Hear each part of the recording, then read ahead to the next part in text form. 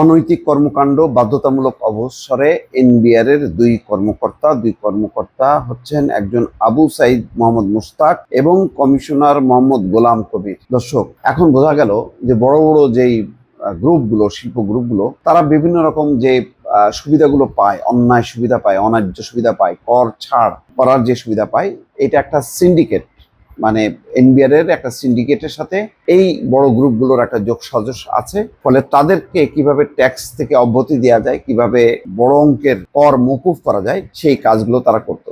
এগুলো করার মধ্য দিয়ে আসলে রাষ্ট্র বঞ্চিত হয়, জনগণ বঞ্চিত হয়, অর্থাৎ বৈধভাবে যে ট্যাক্স পাওয়ার কথা রাষ্ট্রের, সেই রাষ্ট্র বঞ্চিত হচ্ছে। তার বিনিময়ে ওই গ্রুপগুলো লাভবান হচ্ছে, আর লাভবান হচ্ছে এনবিআর এর কিছু কর্মকর্তা। তাহলে বোঝা যাচ্ছে যে বড় বড় শিল্প গ্রুপ এই ধরনের দুর্নীতিবাজদের সঙ্গে যোগসাজশ করে তারা রীতিমতো ছাড় পেয়ে আসছিল, এবং ওই যে আঙুল ফুলে কলা গাছ হওয়া তাই হচ্ছিল।